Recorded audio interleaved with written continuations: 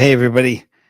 This one is special. I look at signals a lot, and I always try and find confluence among signals, like multiple signals all pointing in the same direction. But never before in my life have I seen so many hyper bullish signals all pointing in the same direction at the same time. This one is called coiling up, and that is Bitcoin is coiling up like we've never seen before. Thank you all for coming. I'm going to try put myself somewhere up here in the corner so you can see me. Keep an eye on me. Make sure I behave. Thank you, Dex, Anglo Blackson, T&D Tesla, TA Apologist, Sean D, K8, and everybody else. Let's get into this story. Wow. And of course, not financial advice. And this is from Prodan23. I've only been subscribed to your Patreon for 6 months, but the amount I've learned is incredible. And I appreciate that so much. And I can see the full quote because saying it's worth every penny plus some. Thank you so much for the kind words. And thank you to the team as well to make all this possible. And thank you to everybody on Patreon as well. Now, let's get into the ugly news first of all. Token unlocks so far for the next week. Some of the usual suspects. We won't ever spend much time on this, but we got Eigenlayer, which is there every week. Mura, whatever that is. IOTA, Tribal, Sal, Optimus, Sui, another one. Optimus, not Optimus, OP, Optimism, the layer 2. Optimus, I'm thinking robots. DYDX, ENA, again, and Move. So watch for those things. And it's funny, sometimes people panic over a tiny unlock for one chain when others do them every single week. Anyhow, that was the ugly news. Didn't last long. Let's get into the bad news. This one is a bit suspicious. And I don't know what to make of this. This is from Molly White. In April, Coinbase announced changes to its user agreement that added 2 clauses limiting class action lawsuits and requiring lawsuits to be filed in New York. The changes apply to disputes initiated after May 15th.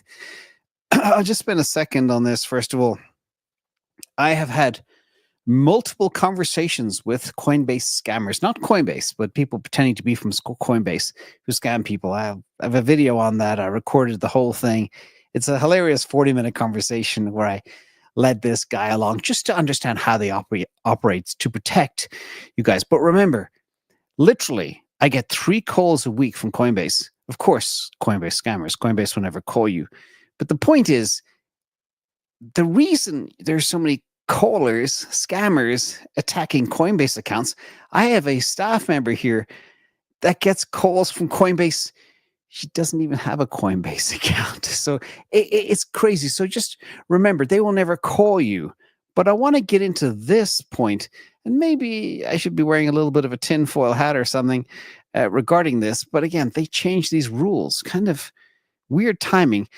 The timing of the user agreement update and the data breach raises concerns. April update, effective date May 15th, which was right before the hack or supposed release announcement of the hack, which limits class action lawsuits and mandates arbitration in New York, which could restrict users' legal opinions. And on May 14th, just one day before this change takes effect, Coinbase disclosed a data breach. Again, very suspicious. Make what of you will, but I'm kind of a paranoid person, so I always try and look behind certain things. Anyway, the proximity might suggest an attempt to limit liability for the breach by enforcing new terms, potentially reducing users' ability to seek collective redress.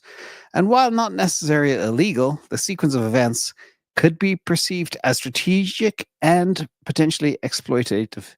So it may hinder users' abilities to do this. So again, could be shady, but remember, don't keep anything on Coinbase. Ever. All right, you move fiat there, you trade, and then you move it off. Okay? And if you don't feel comfortable with cold storage, buy proxies or BlackRock ETF or Fidelity ETF or something. But be careful. We heard a story, a friend of Rob, Digital Asset News. Life savings, 25 years of savings, $3 million bucks on Coinbase. Gone. All right? Don't do it. And watch your 2FAs and your Google authenticators and everything else. Okay? Be very, very careful. So, sorry for that. But it breaks my heart to see people lose money. So let's get back to the story. Again, be careful. And Tron, a little bit of other bad news. I don't know if it's good news, bad news. It's good news if you like Tron, bad news if you like Ethereum. But Tron now leads stablecoin activity versus Ethereum. And Tron now do 2.4 million daily Tether transactions, USDT, versus ETH's 284K. Again, the stablecoin crown is secured for now, but there's another player coming up from behind, but we won't talk about them. Anyway, let's get on to the good news. Here we're going to go over all of the OCTA stuff and some crazy signals. Fear and greed, every time. Here we are. We're back at 69. And we've been here knocking on this glass for quite a while. That red zone at the top, very important to note. I try to mix up the charts a little bit. Again, we are at 68, 69 now. The extreme greed level is at 80%, where we spend about 5% of the time, but that's when the crazy action happens. So watch this chart very carefully. When we go into that red zone, be careful. That might be a time you consider taking some profits or hedging. And in the green zone, that's when you buy. It's that simple. It's not hard. Anyway, crypto the last 7 days. Again, Bitcoin had a very strong week. Hence, a lot of other stuff is red. In terms of dollar terms, Bitcoin up. This is already completely out of date because Bitcoin right now is at $107,000. So it just shot up for $1,000 in the last hour or so.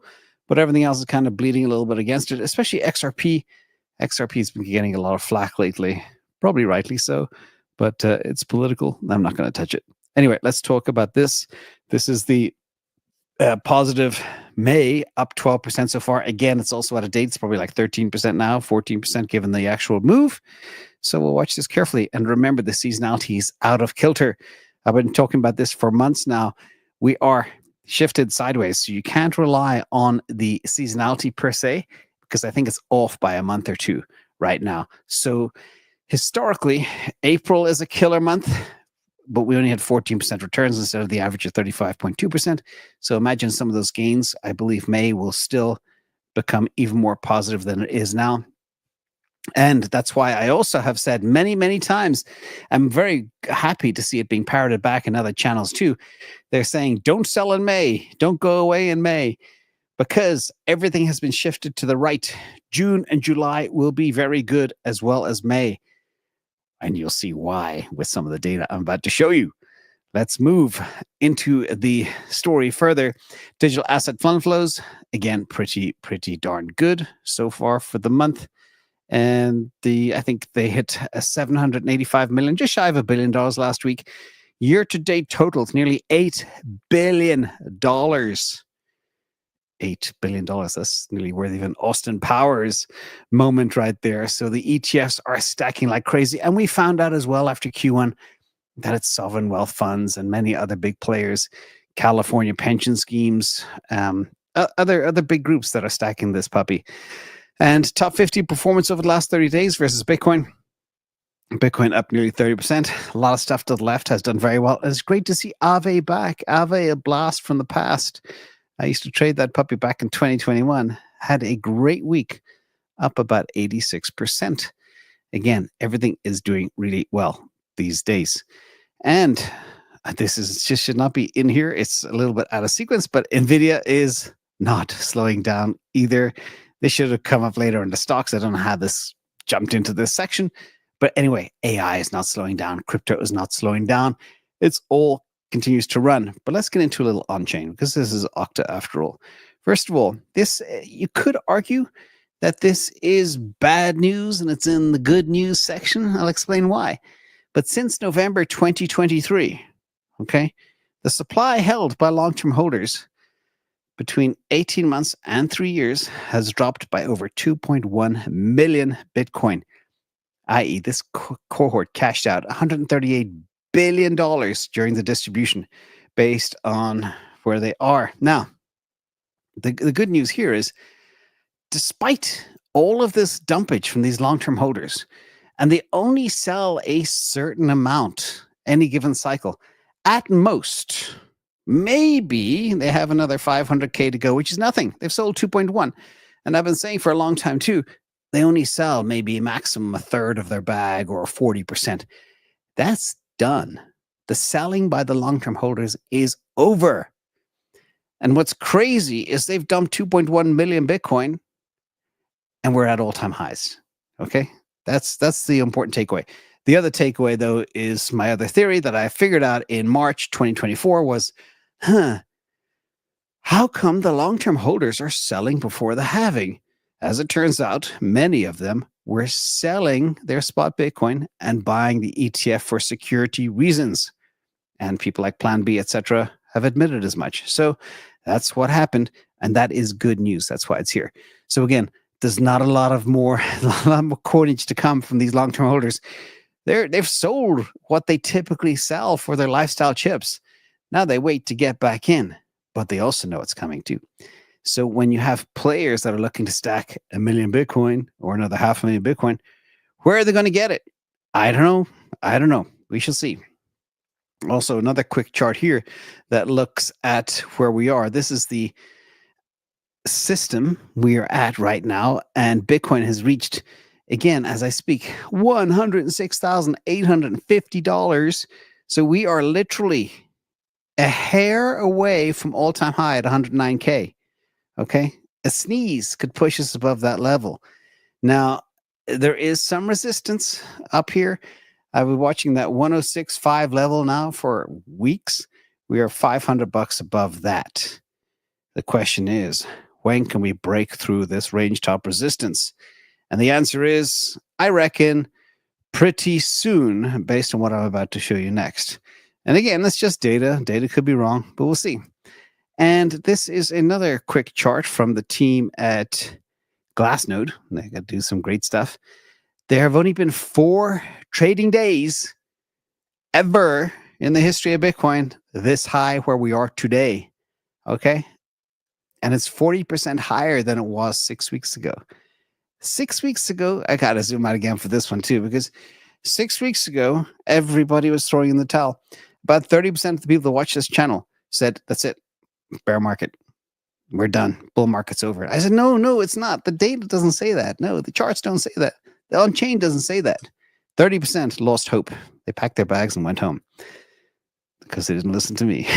But if you watch this show, I never, ever lost hope of the bull market. Anyway, 4 days. Will it be 5 tomorrow if we can stay above 105.6, 106.5 key zone? And another record was made, ladies and gentlemen. And we haven't even gotten to the good news yet. One way to quantify the supply and demand balance is looking at the realized cap metric. This aggregates the cumulative net flow of capital inflows into Bitcoin. And over the last month, the total value stored in Bitcoin network has grown by 4.2%. And this is a meaningful uptick in capital entering the market. As I said yesterday and on Sunday, the flows into Bitcoin have accelerated this year. Q1 was great, Q2 even greater. And this has pushed the realized cap to a new all-time high, over 900 billion for the first time in history. And that's a huge milestone. And guess what's next in the box? $1 trillion, which we should be at pretty soon. We need a good spike. So for the realized cap to happen, a lot of Bitcoin needs to change hands at higher prices, etc. But it shows you typically also the realized cap puts in a very, very, very solid floor for the asset as well. Now, this is also related. Again, thank you to Glassnode for this. And it looks at, I love my title, Logarithmic Milestones taking longer. I was going to write logger for giggles with logarithmic, but I decided not to, just in case people thought I couldn't spell. But sometimes I do that. I like to play word tricks.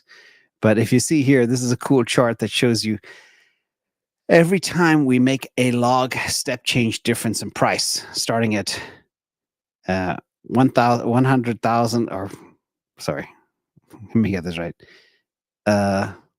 Logarithm realized cap does not price caps. So the realized cap, first of all, was 100,000, then 1 million, 10 million, 100 million. I can't read that. 1 billion, 10 billion, 100 billion, 1 trillion. 1 trillion is the next realized cap milestone. But the thing is, the time it takes to get to these different step changes can vary quite differently. For example, the time it took to get from 1 billion to 10 billion was nearly 4 years. And the time to get from 100 billion to a trillion we haven't made yet, but it's taking longer. That's the big takeaway here. 6 years so far. The question is, will we make it this season? I think so. I definitely, with all the stuff I see. And let me talk about stuff I see. And this is the spicy stuff. First of all, bloody hell, this perp now, this guy started at 200 million, 260, 400 million, 600 million. Now it's up to 700 million. This is a 40x long on the Bitcoin price. And he's been right so far. He entered at 104,800 and still going strong. Okay, this is 6,400 Bitcoin on the line on this trade. Very, very large perp trade. Somebody knows something is coming, or they are extremely confident in their TA. One or the other, but that is absolutely bonkers. And this, as we discovered or discussed on Monday on DCA, was on Hyperliquid. And this is another chart here that shows how the Bitcoin spring is coiling. That's actually the name of this video. And I want to, people know I love threes. This chart has threes in it. Okay, third time the charm. If you look at the historical threes on the left back in 2015, 2016, 2017, 1, 2, 3. Then we have 2023, 2024, 2025, 1, 2, 3.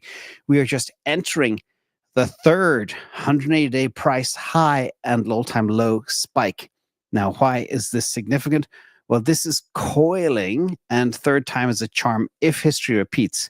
This is on the daily time frame, and it shows that compression is building. The third instance in this bull cycle, a similar pattern of three compressions preceded the 2018 rally. A lot of people think 2017, 2018 is the same as what we have now, and very soon we'll just see how tightly the spring has coiled. If history repeats, and if it does, we're all going to be very happy because what happens after that third phase is the parabolic phase of the bull run. This is what people think is going to come next. This is why we have folks like this putting 6,500 Bitcoin on the line, nearly $700 million. That position could be worth $1 billion soon. Crazy. Anyway, this is the coiling spring. Let's see if history repeats. And if that wasn't bullish enough, a whole bunch of degens have placed nearly 6,000 call options on a $300,000 Bitcoin price strike. Not deep into the future. We're talking 37 days from now in June. These expire 27th of June, 2025. Tons of action at $300,000 strike, as well as $125,000, $130,000, $170,000. 220,000 as well. Lots of action, lots of bullishness. And of course, the put call ratio is also extremely bullish. So people are absolutely thinking something big is coming. It's not just that. They also, Standard Chartered come out and say, well, looking at the amount of proxy buying, the what we call Bitcoin treasuries from the 13F filings and the amount of stacking from proxies like Strategy, they support now a $500,000 Bitcoin target by end of 2028. Remember, that's 3 years from now. We'll see what happens. That's 5x, which isn't bad. I know a lot of people say, oh, I want $1 million by 2028. But anyway, we'll take 500,000. That's definitely a keeper if that is the case. So watch this. And more bullishness, Cantor Fitzgerald just bought another 1.07 million shares of MicroStrategy for $326 at an average price of $304 per share. No, for $326.53 million, an average price of $300 per share in Q1. And their total holdings are now nearly 5 million shares worth $2 billion. Okay. 49.98% of Cantor's portfolio is MicroStrategy. Okay. Now, when we understand Cantor, CEP, which you've seen as a stock that's flying, Howard Lutnick, the former head of Cantor, his proximity to the current US president for the last 30 years. You wonder, do they know something that's coming? Like all the indicators we've seen in other areas, somebody or many people know something big is coming. These are all the bullish signals that I see, and there's more. There's more, but we'll talk about some of them later, perhaps. Also, CEP is shooting up 32%. This is the Cantor Equity Partners. The stock is on fire. And just a quick heads up, we've been playing this one. It did shoot up before to about 56, 60, 57, and then it retraced back down. And it's just been on a complete rampage again over the last, just today, 32% rise, as well as other proxies. Proxies are it. Treasuries are it. DeFi Development Corporation, 41% today. This thing, I nearly bought it at 85 last week, thinking it could be a bit of a pre-split run, but then I thought, NAV premium high, but look at what it's done. Absolutely insane. This stuff is crazy. MTPLF is the OTC desk Metaplanet, up 40% today. As Japan, I wrote a little Substack on that this morning, and you can read it. It's free. As fiat crumbles, as fiat goes to zero, and people in a country are looking for a life raft last minute, what do? They buy Metaplanet, again, a Bitcoin proxy. This is a canary in the mine as to what's going to happen and why I say risk happens fast. Because when fiat goes to zero, it doesn't happen gradually over months and months. Sometimes it can happen in the space of a week or so. And people will be clamoring over Bitcoin proxies because sometimes people don't have the wherewithal, the fiat on-ramp to go out and buy crypto. So they're forced to buy these proxies. People in the UK, they can't buy IBIT. So they buy MicroStrategy, and they've done very well as a result of that. So you should be grateful for your governments and your laws protecting you from spot Bitcoin and BlackRock ETF because you made much more on MicroStrategy. So governments sometimes, rarely, but they can be a blessing in disguise. CEP, 31% today. Asset, a lesser, about 18%. But again, these things are the top performers. This list is about 300 names long. The top 4 performers today are all proxies. You cannot make that up. The top one is a Solana proxy. The rest are Bitcoin proxies. Again, bonkers, I know, but that's just it. Now, speaking of other stuff that's coming, shout out to Rizzo, the Bitcoin historian. Texas are having its final vote on the SBR today. They are the 8th largest economy in the world, and they are growing very fast. Soon they will be 7th, then 6th, then they'll surpass California as 5th. Watch this state carefully, ladies and gentlemen. Shout out to anybody here who is in Texas. But I think the governor is very, how do I say, pro-Republican. We've seen other governors say no in different states who are kind of pro the other side. Not political, but Bitcoin is political. Assets are political. Money is political. You can't not keep an eye on what's happening in politics and be an investor at the same time. It's very important. Do you think the people that run billions of dollars in funds, they don't have an eye on what's going on in politics? Well, we'll see. Anyway, fingers crossed for Texas today. I will tweet it out later when we get the result. Now, let's look at asset flows. We normally do this up front, but there's so much of the good stuff happening. We had to get to the bullish signals first. Here we look at, where are we? Try to read this carefully. Bitcoin pulled in 560 million. Again, more good stuff. There was some hawkish signals from the Fed, but nobody really cares. Short Bitcoin, saw a little bit of money coming in to hedge. And here, ETH was a standout performer, pulling in $205 million of inflows last week and 575 year to date. So basically, they did over a third of the whole year in just 1 week. And this is renewed optimism following the so-called Pectra upgrade. But that inflow has slowed down immediately. It was like a flash in the pan last week. I don't see it continuing at this rate this week. I could be wrong. We'll see. And then everything else is kind of small, marginal SUI, 9.3 million. Short Bitcoin, XRP 4.9, no idea why, craziness. But anyway, I think there was talk of the head of XRP or Ripple going to DC, but to meet with Lummis, but that was canceled last minute. She said, no thanks, not going to happen, not going to reschedule. So, whew, dodged a bullet there. And Cyprus, shout out to the people in Cyprus for the win. They, your Kraken wanted to open up and get a EU license, but they struggled to get it in any other country in Europe. But Cyprus said yes. Cyprus is very crypto friendly, very business friendly, very tax friendly. kind of like Texas. The weather's probably kind of similar too. Hot in Cyprus. So shout out to Kraken winning the EU license for access to the whole of Europe from Cyprus. Now, remember, it's still Bitcoin season. That means Bitcoin is outperforming most cryptos. It's at 16, and we expect this to continue. And narrative time is back. NFT applications won the month. Ethereum number 2. After Ethereum having a terrible 2 years, they came back with a vengeance over the last month, which is great for them. Privacy coins number 3, and staking services number 4. AI number 5. They are the key narratives for the week.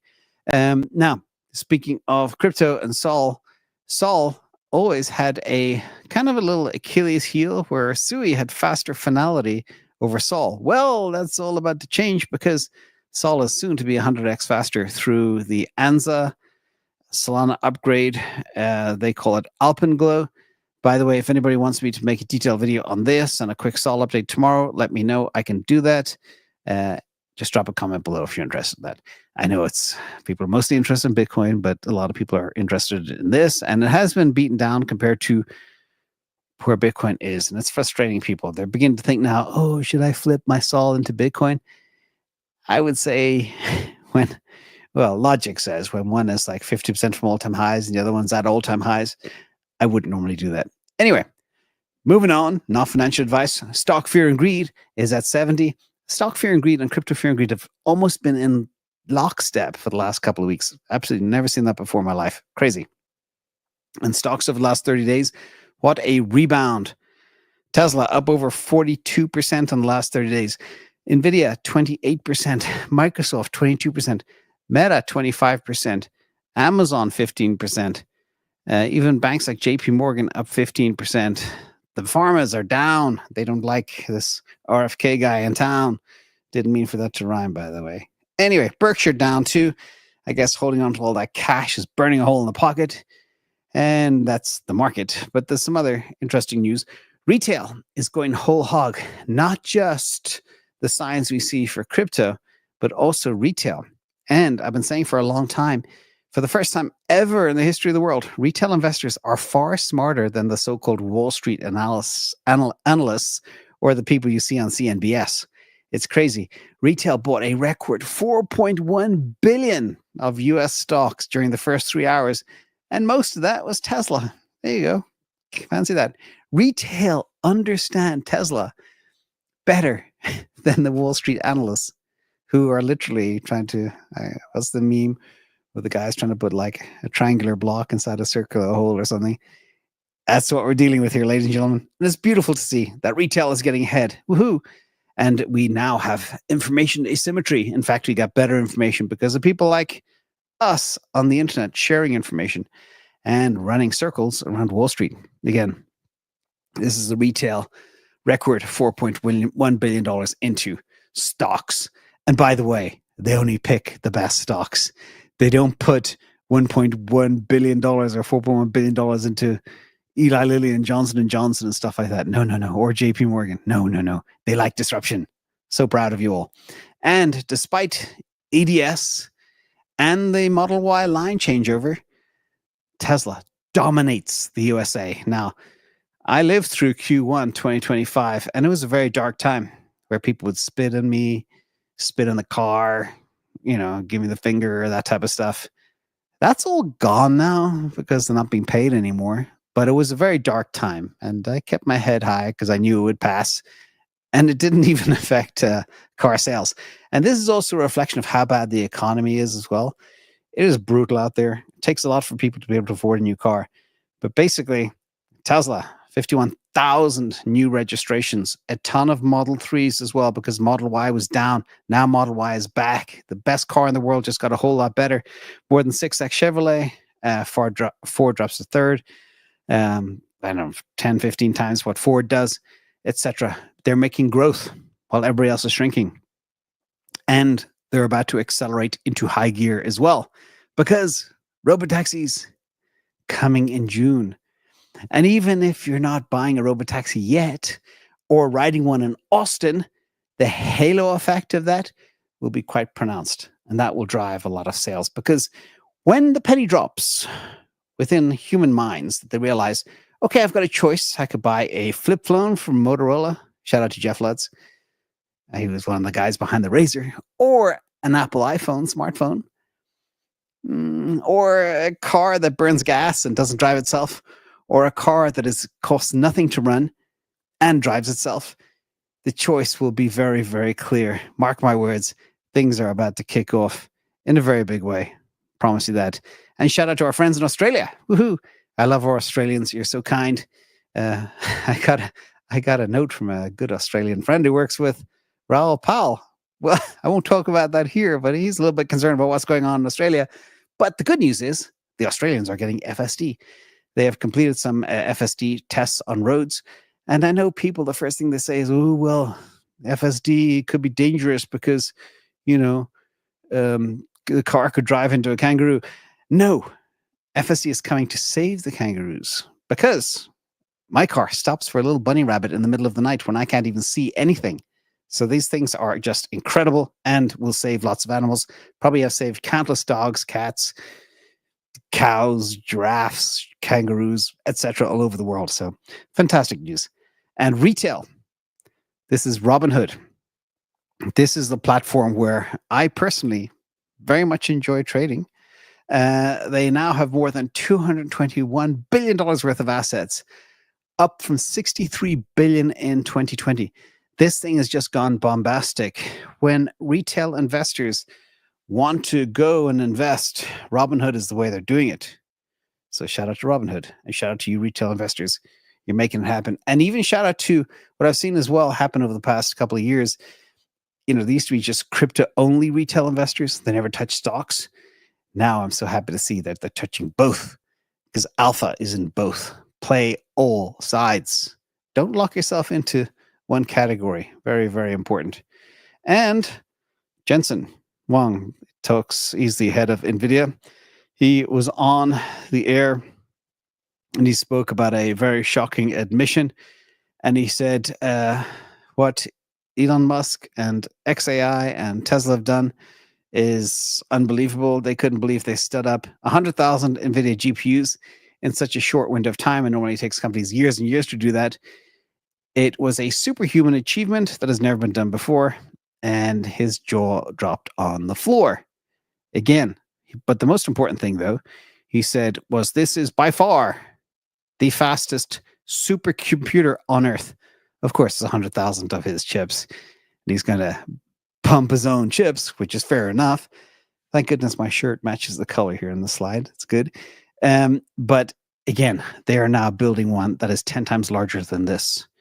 So nobody can catch the compute that Musk Industries has. And I want you to understand how important that is for the future of AI, because the pace at which AI is developing is doubling every 7 months, maybe even faster. Okay. And if you don't have this, you're going to be behind. Okay. You're not going to catch up with some DeepSeek and a few machines out of China. No, you need all of this and more. And it's coming. The world is going to be very different in a very short window of time. And sadly for our friends in Germany, the meme du jour, I thought this is coin sauce, very funny. Germany sold 50,000 Bitcoin at $58,000 each. Now, Bitcoin price is $107,200. They left a lot of money on the table, which they could have used to build schools and hospitals and other good stuff for the nation. But they said, no. And I know it was a district within Germany, not the federal people. But anyway, hope you enjoyed the show. All these videos turned into podcasts and Substacks. And I write a lot of Substacks myself when I feel very creative. And you can get them all for free. It's fun to watch. And it costs you like 8 cents a day. It's not even 10 cents. And thank you all for coming. Don't forget to hit like and subscribe. See you all tomorrow. Let me know in a comment below if you want me to touch on the game changer in Solana, because it is quite profound. All right. Thank you as well to TND Tesla, Sean Donnelly, K8, and everybody there. And Super Soul Man is back. And dancing shoes. I like that. I always say keep your tap dancing shoes on, because everything changes fast. And the world will change ever faster as we go forward. Thanks all. Have a good night.